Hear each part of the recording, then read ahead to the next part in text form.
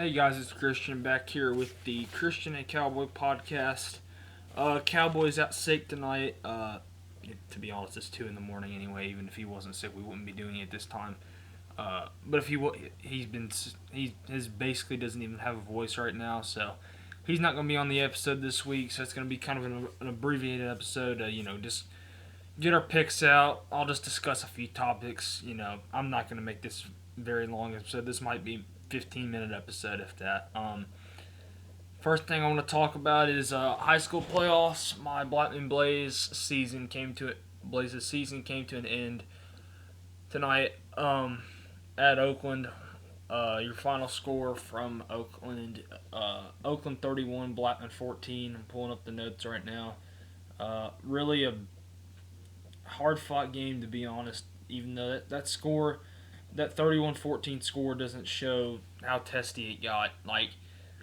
I was in the student section, and multiple times, after the game, both student sections and, fans from both teams and, anyone who was on the field, right after the game, the players, they had to separate us. And, I was almost in a fight with, everyone over there.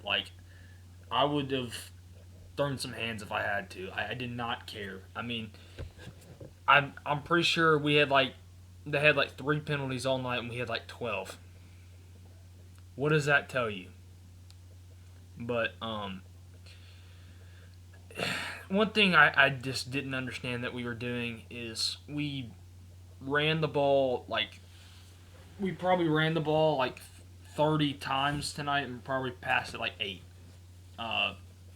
We ran the ball a ton tonight. We did not pass it a lot at all, which didn't make much sense to me, but, I'm not on the team, and I don't coach the team, so I'm not going to make any assumptions there, but that's just my opinion.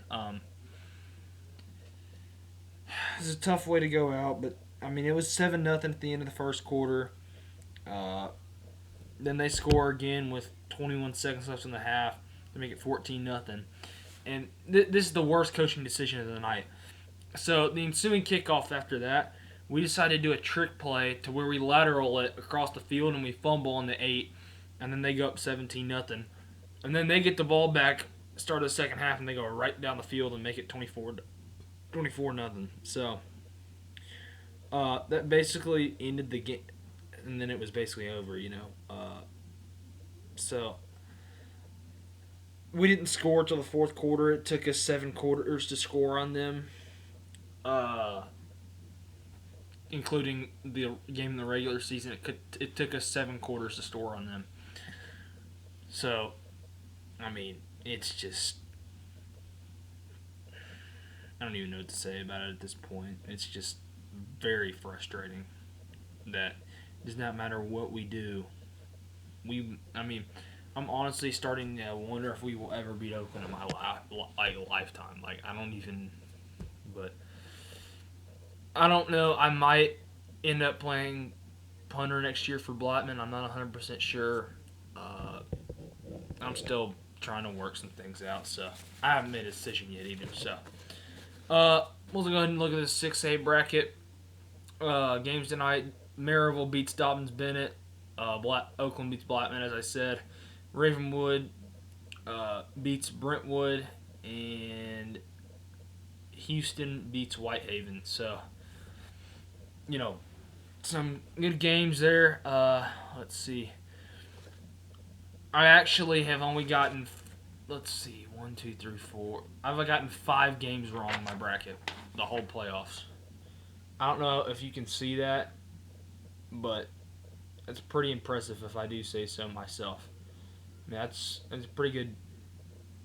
I got the quarterfinals completely perfect, and I got 3 out of the 4 games right tonight. So I got 3 out of the final 4. I did pretty good on this bracket, honestly. Now, this bracket has been mostly chalk, but I'm still proud of myself. Proud of the boys. The senior class finishes with a great, it wasn't a great last year for them. 6-4 is not great when it could have been probably 8-2 if we're being honest. But I'm still proud of them. I love those kids, and I might be taking the field with them next year. Just honestly, if I play next year, Oakland is going to be the reason why. After tonight, I actually want to fight someone over there. It's just I'm over it. Okay, let's change the subject. These Volunteers have a big game tomorrow night at Missouri and Columbia. Coming off a bye week in a 3-game win streak. We haven't had a podcast since the Kentucky game. What an effort that was to come from behind there and words and really just come from behind and Garantano coming in there and doing what he did. He's probably the story of this team right now. Garantano coming from what he did at the beginning of the year, and then also Jawan doing what he's been doing. I just love this team. I really hope we win out, finish 8-5 to at least give the senior class something to be happy about, so they can say, hopefully they can say we turned it around. We started the turnaround at Tennessee. Hopefully they can say that. Not really a ton of good games this week. Penn State, Ohio State. So I'm gonna go ahead and pull up my dad's picks for the spread. There we go. So I'm reading. Hold on. Okay, yeah. So on the year, I'm 2-3. Cowboys also 2-3. Or not on the year. I'm sorry. Last 2 weeks ago, I was 2-3. Cowboy was also 2-3. So now on the year, I am 21-24, and Cowboys 26-19, picking against the spread. Our first game is Tennessee at Missouri. Missouri -4. I'm gonna go with Tennessee here. I think they cover this. I just wait. Who did I pick in that? I did pick Tennessee to lose the actual game just because my rule now with Tennessee and Missouri, or Tennessee and the Titans, is pick whatever the spread is, and Missouri's favored by 4, so I went with Missouri. But I'll go ahead and pick Tennessee to cover here because Jeremy Pruitt is a great SEC underdog. So I'll take Tennessee here. And Cowboy says, Tennessee, I just think it's time that this series flips to what it should be. And he also says, do you realize that Missouri has beaten Florida 4 times in 6 years? Yeah, that's honestly a pretty crazy stat to think about. It's funny how some teams just own them and we can't beat them to save our life. Penn State at Ohio State. Ohio State -18. I'm gonna go with Penn State. No, I really haven't wrote these down, have I? I really am prepared right now since it's 2:15 in the morning. This is a last minute episode, as you can probably tell. I'll go with Penn State there. I think Ohio State wins this game by 17. Line's 18, so I really don't expect this game to be very close. But maybe Penn State gets a couple of garbage time touchdowns, kind of like Blackman did tonight, and it's a 17-point win for Ohio State. And Cowboy says Ohio State. I was going to pick Penn State at first, then realized that line was that high for a reason. Moving on, Texas A&M at Georgia. Georgia's a 13.5-point favorite here. I'm actually going to go with Georgia here. I think they cover. They win by 2 touchdowns, win by 14, which would obviously be cover. I think Jake Fromm continues his good play here, and I mean, he was kind of struggling early in the year, especially the South Carolina game, but he's kind of picked it up a little bit here, so I think he continues that, and they beat Texas A&M by 14. And Cowboys says A&M, Georgia simply can't score enough to cover those kinds of points. That's true. Didn't really think about that, but I don't know. Arkansas at LSU. LSU -43.5.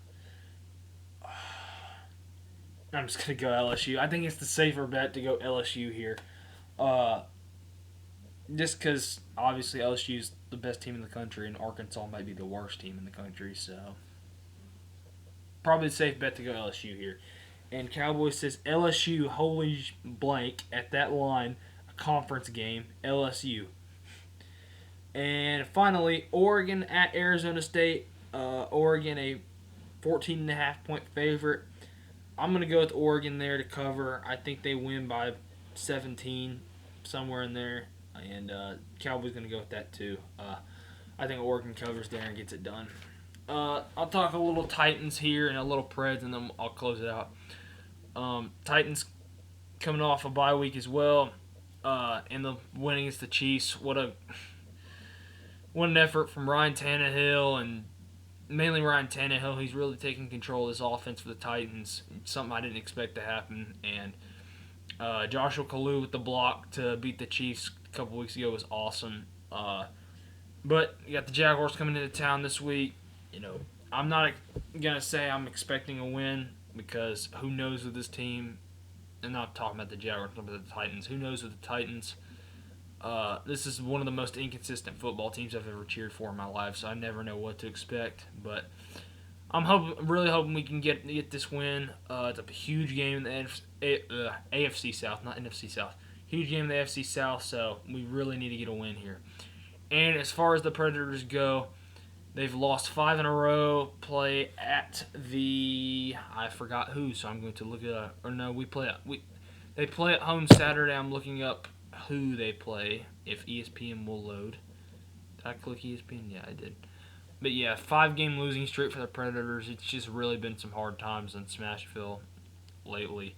And it's not really like we're playing terrible. We're just not getting any pucks to bounce our way, really, in my opinion.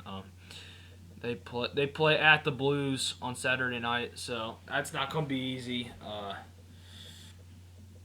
So the Predators are 9-3 right now, and the Blues are 14-4-5. They're out of the playoffs right now. The Preds are, obviously. I actually will be going to the Preds Knights game on Wednesday night in Smashville. I'll probably be making a vlog about that game, so you can look forward to that. But something's got to change, man. If this losing streak gets up to 7, I think they fire Laviolette. I really do. Something's got to change with this roster. There's no reason in the world we should not be making the playoffs, or at least finishing, in the playoffs, or right outside of it. It's ridiculous. But I hope you guys enjoyed that little mini edition of the Christian and Cowboy podcast. Like I said again, Cowboy wanted me to emphasize that he apologizes for not being able to be here. He has no voice. He's basically been sick the last few days. So, hope you guys enjoyed this. Just a short little abbreviated episode, and we'll see you again soon.